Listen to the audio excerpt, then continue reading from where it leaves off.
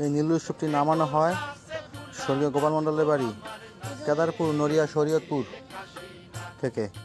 এই খোলা থেকে নামানো হয় এবং এই উৎসবটি 7 দিন বা 5 দিন বা 3 দিন ঘোরা হয় বিভিন্ন বাড়ি বিভিন্ন এলাকায় বিভিন্ন সাজে।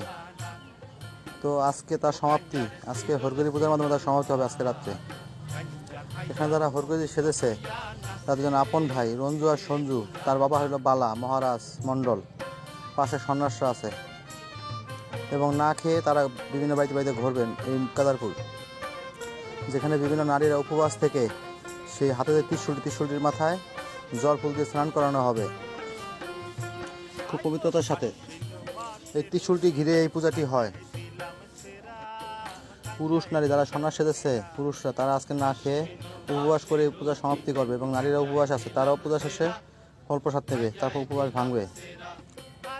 এখন বিভিন্ন বাড়ি ঘুরছে, এখানে কোনো নৃত্য নেই, নৃত্য ছাড়া এই অনুষ্ঠানটি সম্পূর্ণ হবে। নৃত্য হয়েছে 2 দিন আগে, গতকালকে নৃত্য শেষ হয়েছে, বিভিন্ন বাড়ির এই খোলা থেকে খোলা এসে শেষ হয়েছে নৃত্যটি এবং ছোট বড় সকলেই এই উৎসবে একত্রিত হয়ে এই উৎসবকে সার্থক করে তোলে বিভিন্ন সাজে। এখানে দুর্গা, কালী, মহাদেব, কৃষ্ণ, রাধা, পার্বতী, গণেশ, কার্তিক, লক্ষ্মী, গণেশ, লোকনাথ বিভিন্ন সাজে তারা বিভিন্ন বাড়িতে তা প্রদর্শন করে থাকে। আজকে শুধু হরগরি প্রদর্শন হবে বিভিন্ন বাড়িতে। আপনারা দেখতে পাচ্ছেন দুধ এবং জল দিয়ে ত্রিশূলকে স্নান করানো হচ্ছে। পাশে বালা দাঁড়িয়ে আছে, এই পাশে দাঁড়িয়ে আছে নারায়ণ দাস সন্ন্যাস এবং বিভিন্ন মা মাসি কাকিরা খুব ভক্তি সহকারে ত্রিশূলকে স্নান করাচ্ছে।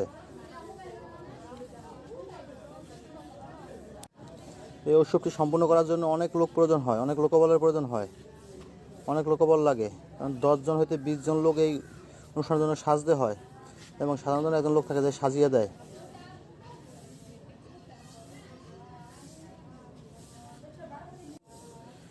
এই উৎসবটি যেখানে পালিত হয় শরীয়তপুর জেলার নড়িয়া থানার মুরফুতগঞ্জ পদ্মা নদীর পাশেই। এটা অনেক কষ্টসাধ্য একটি ব্যাপার যে খালি পায়ে হাঁটছে বিভিন্ন বাড়িতে না খেয়ে উপবাস থেকে।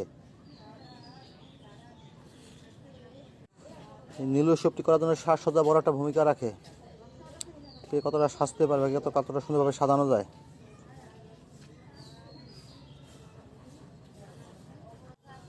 ত্রিশূল নিয়ে সব বাড়ি ঘোরার পরে এই যে মন্দির বোঝায় সেই মন্দিরে সেটা থামবে, তারপর শুরু হবে সেখানে পূজা পার্বণ। পূজা হওয়ার পর পূজা শেষে সবাই প্রসাদ নেবে।